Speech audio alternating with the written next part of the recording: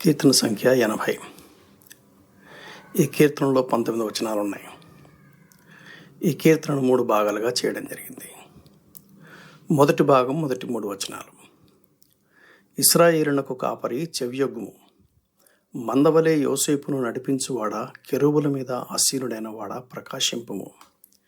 ఎఫ్రాయిము, బెన్యామీను, మనష్షే అను వారి ఎదుట నీ పరాక్రమమును మేల్కొల్పి మమ్మను రక్షింపరమ్ము. దేవా, చెరలో నుండి మమ్మను రక్షించుము.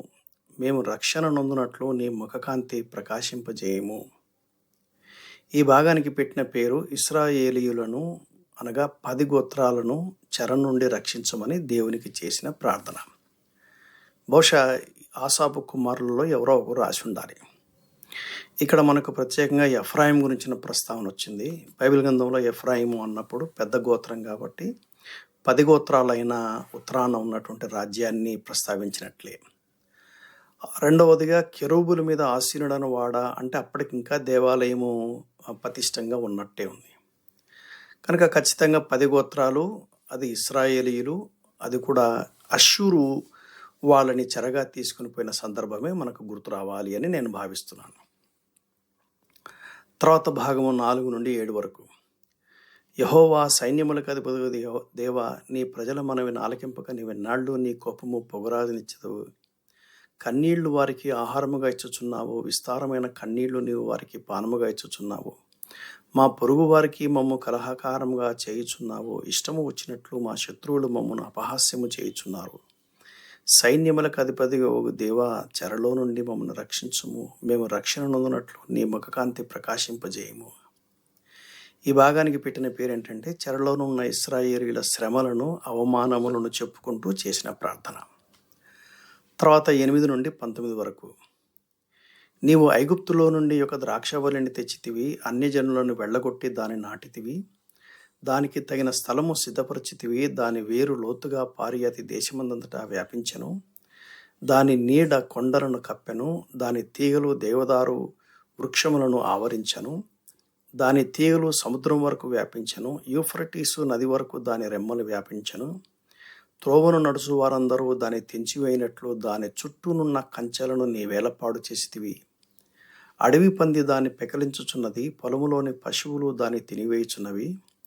సైన్యములకు అధిపతి దేవ, ఆకాశములో నుండి మరలా చూడుము. ఈ ద్రాక్షవల్లిని దృష్టించుము. నీ కుడి చెయ్యి నాటిన మొక్కను కాయుము. నీ కొరకు నీవు ఏర్పరచుకున్న కొమ్మను కాయము. అది అగ్ని చేత కాల్చబడి ఉన్నది, నరకబడి ఉన్నది.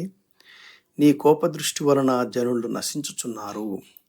నీ కుడి చేతి మనుష్యునికి తోడుగాను, నీ కొరకై నువ్వు ఏర్పరచుకున్న నరునికి తోడుగాను నీ బాహుబలం ఉండునుగాక. అప్పుడు మేము నీ యొద్ద నుండి తొలగిపోము. నీవు మమ్మల్ని బ్రతికించుము. అప్పుడు నీ నామును బట్టి మేము మొరపెట్టుదుము. యెహోవా సైన్యములకు అధిపతి దేవా, చెరలో నుండి మమ్మల్ని రక్షించుము. మేము రక్షణ నొందునట్లు నీ ముఖకాంతి ప్రకాశింపజేయము. ఈ భాగానికి పెట్టిన పేరు చరిత్రలో తమను దేవుడు ఎలా ఆశీర్వదించాడో వివరిస్తూ రక్షించమని చేసిన ప్రార్థన.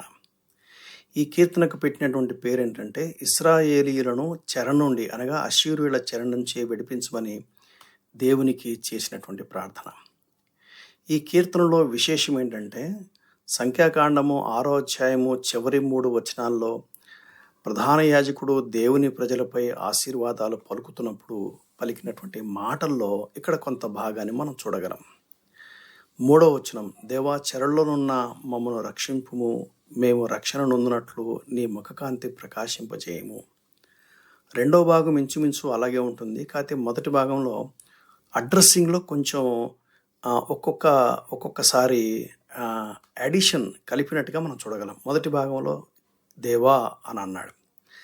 ఆ తర్వాత 7వ వచనంలో సైన్యములకు అధిపతిగు దేవా అని అన్నాడు. మిగిలిన భాగం అంతా ఇంచుమించు అలాగే ఉంటుంది. చెరలో నుండి మమ్మల్ని రక్షింపుము.